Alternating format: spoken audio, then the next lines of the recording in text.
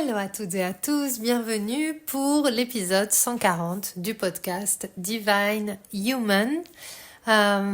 Beaucoup de choses à vous raconter. Je reviens sur le format aujourd'hui de la guidance astro. Donc c'est la guidance astro de la semaine, puisque cette semaine on a eu un grand changement en début de semaine avec Uranus qui est entré dans le signe des Gémeaux lundi.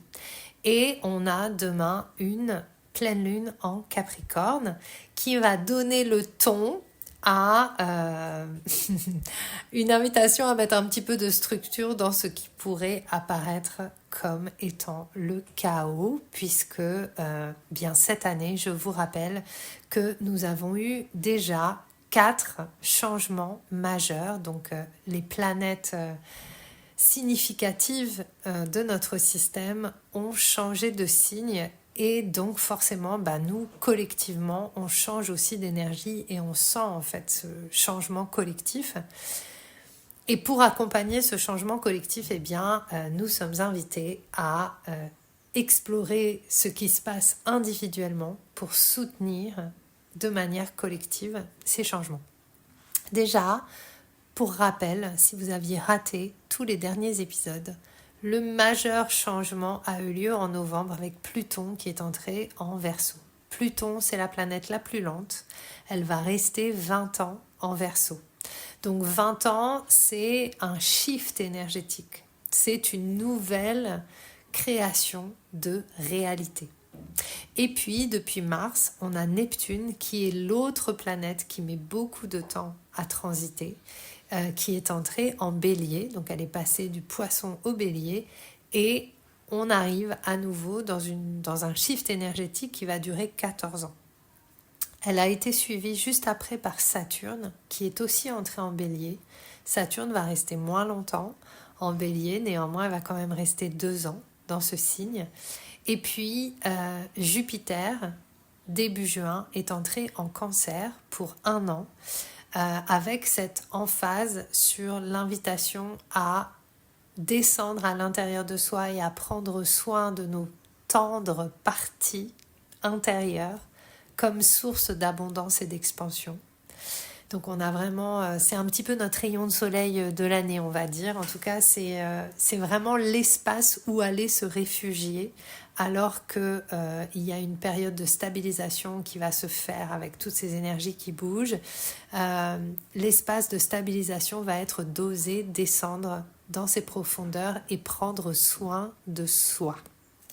Et puis donc, comme je vous le disais, lundi, on a eu le changement de la 3e exoplanète, c'est-à-dire le changement d'Uranus qui est entré en Gémeaux.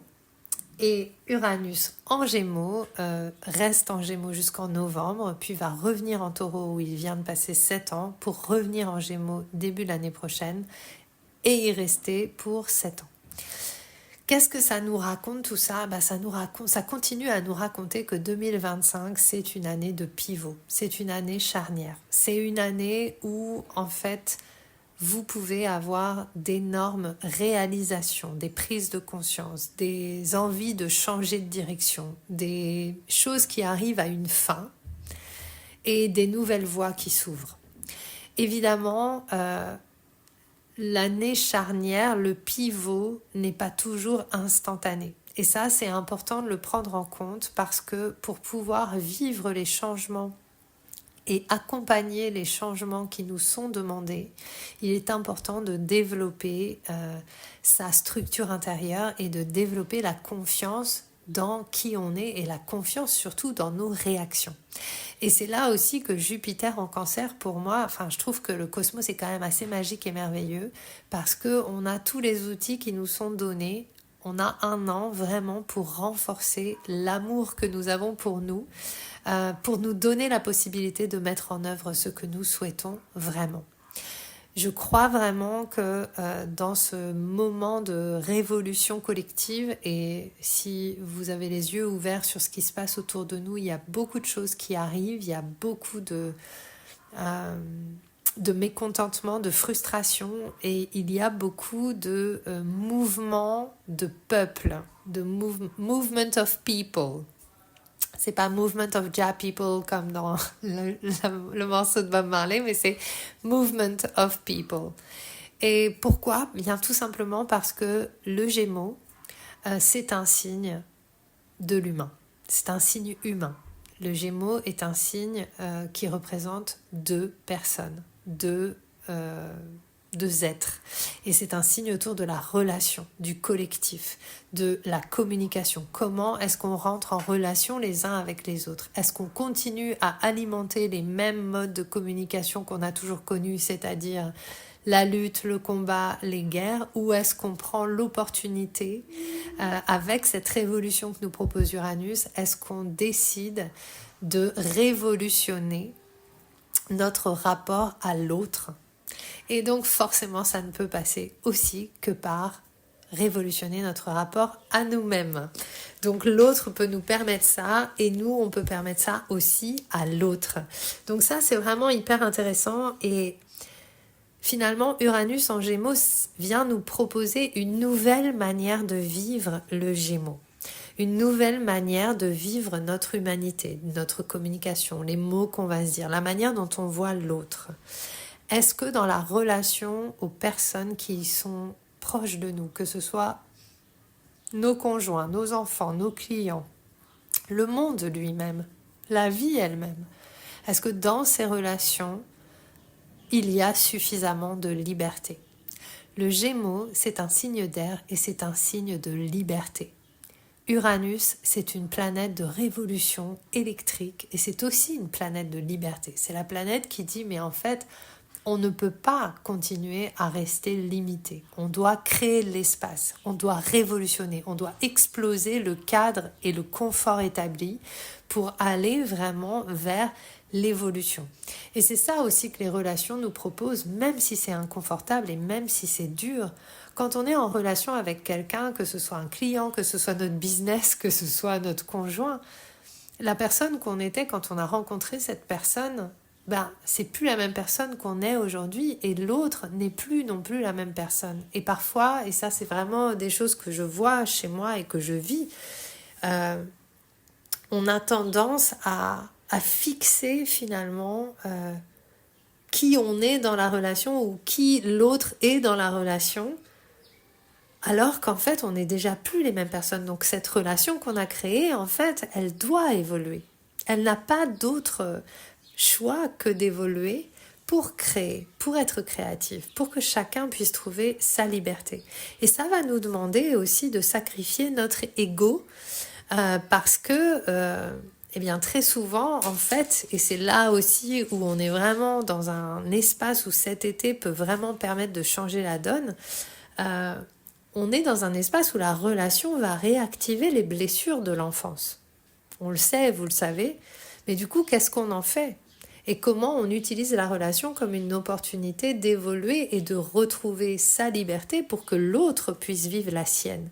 Et c'est aussi ça que j'explore et pourtant, moi qui suis si évoluée, je vois aussi tous les moments où je trouve que être en relation, c'est difficile parce que ça vient me chercher à des endroits et je me pose parfois la question de me dire, si ça vient me chercher si fort, peut-être c'est autant vivre seul. Mais on n'est pas fait, on n'a pas été créé pour être seul. Si on est seul, on n'évolue pas, on reste toujours la même personne. Donc, il y a vraiment quelque chose d'hyper intéressant là-dedans et de se souvenir que dans les relations, et vraiment, encore une fois, j'insiste, que ce soit une relation avec un collègue, avec un partenaire de vie, avec un client proche ou une cliente proche, à quel endroit est-ce que la relation nous fait évoluer? À quel endroit est-ce que la relation nous rend plus libres? Parce que c'est vraiment cette question de la liberté. Et en fait, est-ce que je laisse la possibilité à la relation d'évoluer? Est-ce que je laisse à l'autre la possibilité d'être vraiment libre? Et vraiment, pour ne rien vous cacher, en ce moment, je vois que il s'est passé beaucoup de choses, je vous en ai parlé. Si vous avez raté des épisodes, écoutez les podcasts d'avant où je vous parle de tout ce cheminement intérieur. Et vous pouvez aussi rejoindre le canal Telegram Divine Human, dans lequel je partage pas mal ce que je vis et ce que je traverse. C'est assez fou parce que, en fait, moi, je sais maintenant. Je sais pas grand-chose, mais il y a un truc que je sais, c'est que la nature de la vie, c'est le changement.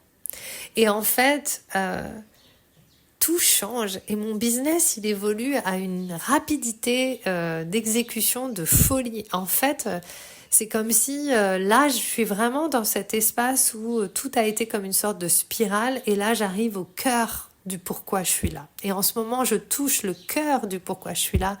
Il y a beaucoup de choses qui se sont clarifiées et notamment grâce au breathwork dont j'ai fait une pratique. Enfin, je suis vraiment dans un espace d'accueil total de qui je suis. Et donc, beaucoup de choses que je faisais pour une idée très transactionnelle de certaines choses ne peuvent plus durer.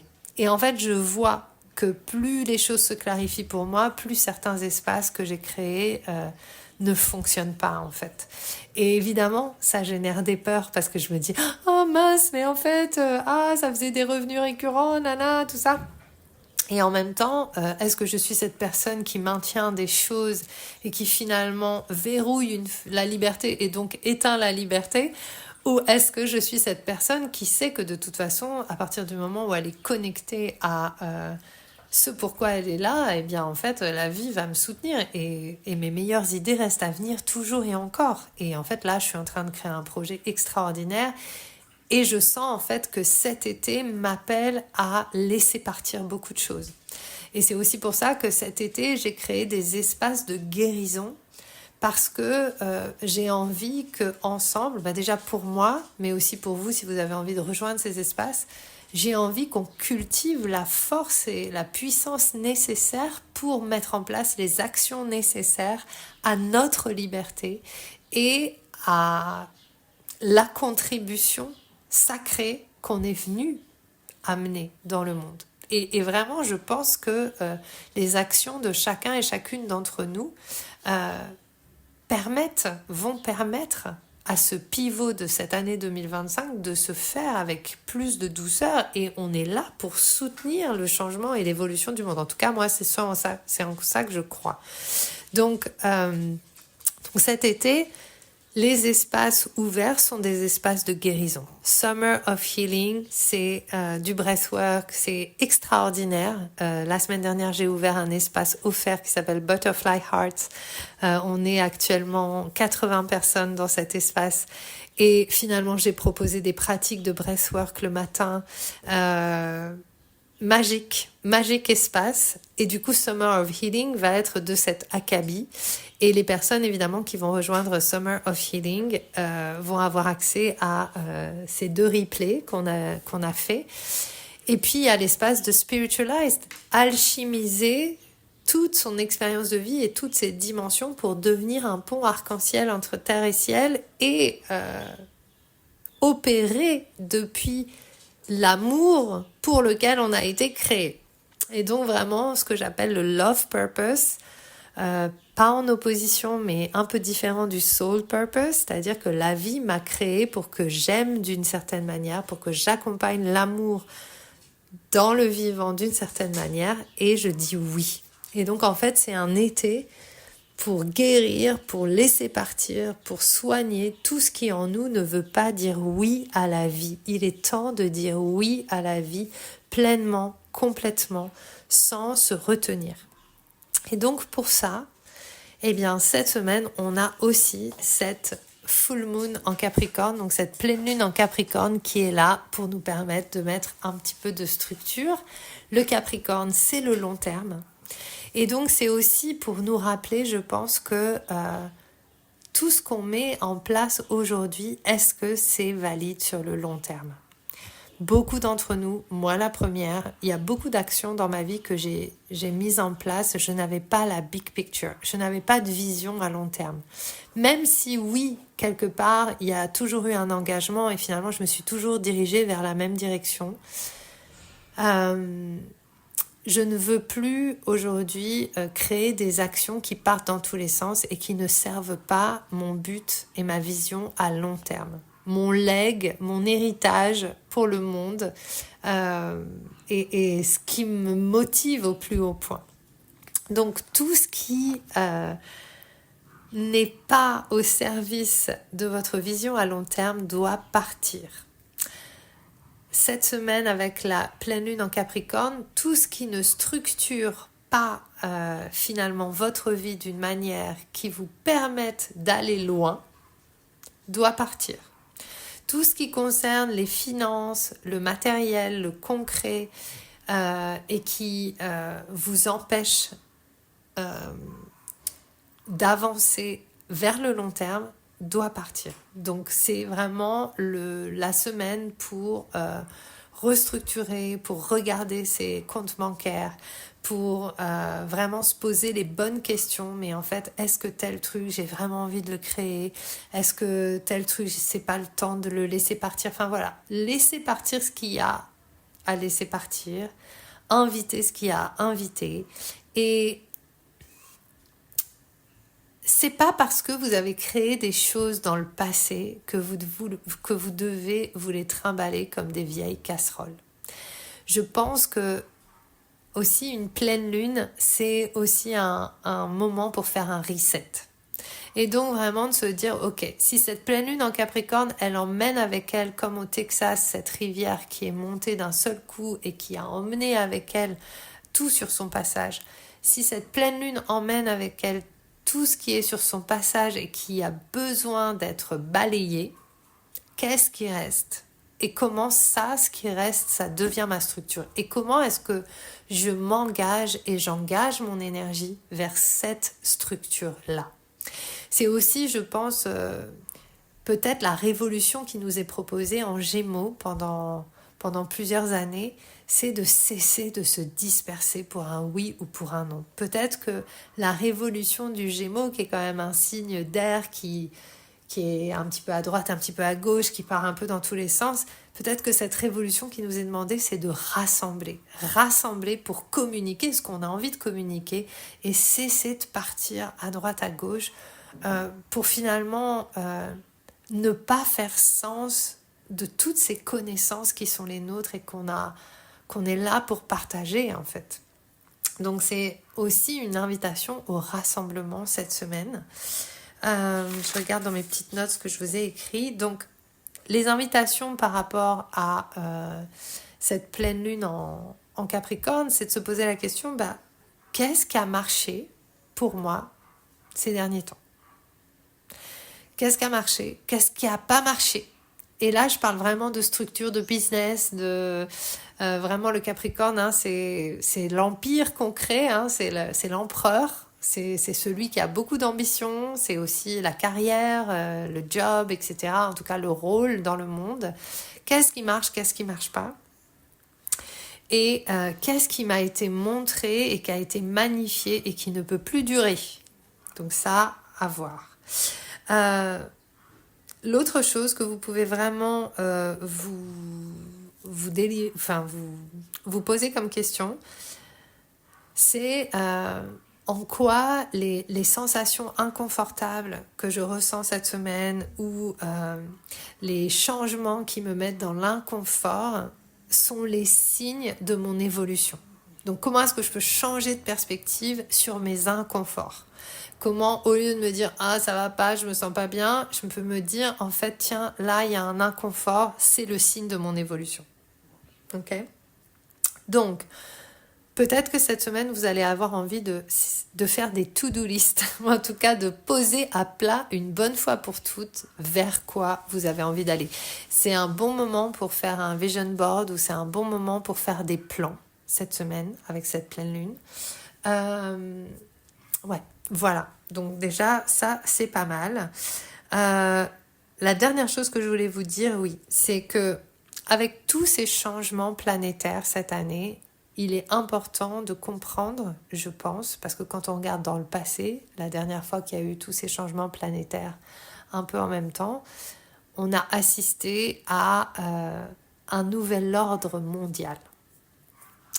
Et donc c'est intéressant, je pense, de se dire qu'en fait on est aussi dans un moment de nouvel ordre mondial. On le voit, les pions gouvernementaux, nationaux et internationaux bougent. Mais pour moi, c'est aussi le nouvel ordre intérieur et comment moi je choisis de participer au monde en décidant que j'y ai une place et que je vais peut-être choisir de révolutionner les histoires qui se répètent. Et c'est aussi ça, le révolutionnaire. Le révolutionnaire, il dit stop.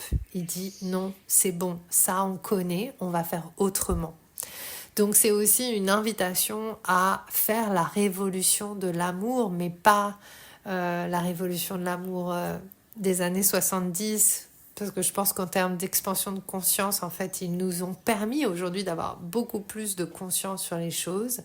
Mais là, c'est vraiment une révolution de l'amour en action, c'est-à-dire comment chacune de mes actions peut être quelque chose qui s'inscrit à long terme dans le changement de société. Comment chaque chose que je vais décider, chaque décision que je vais prendre va me permettre de faire bouger la société à un niveau profond.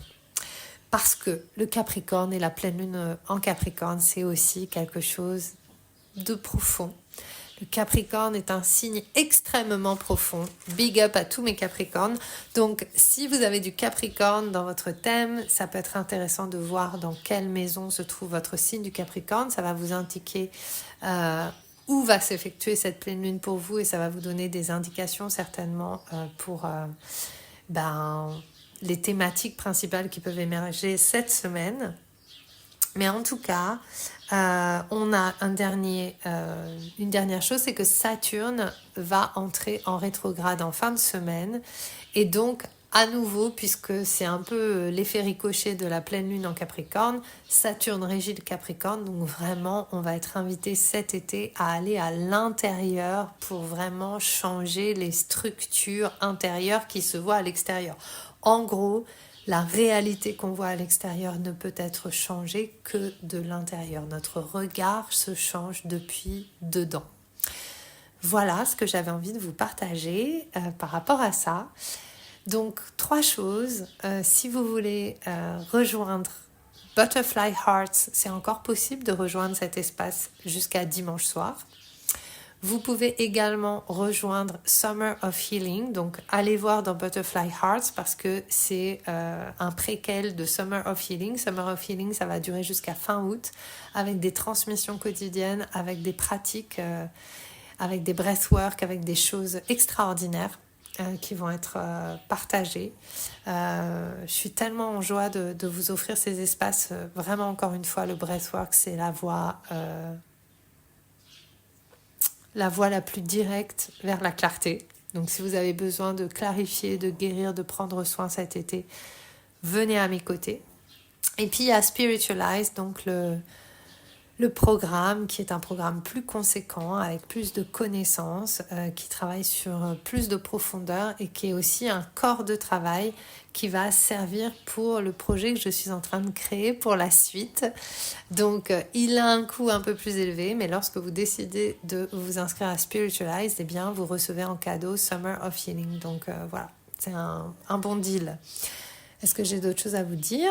Je célèbre avec vous qu'il y a actuellement 20 projecteurs qui sont avec moi dans le programme Born for Success. Donc c'est le programme dédié aux projecteurs puisque je pense profondément, et ça je vous en ai parlé dans l'épisode 138, que les projecteurs, c'est dans mon master plan, les projecteurs sont les guides du nouveau monde et donc j'ai vraiment envie de les soutenir pour qu'ils voient enfin toute la puissance de leur regard extraterrestre.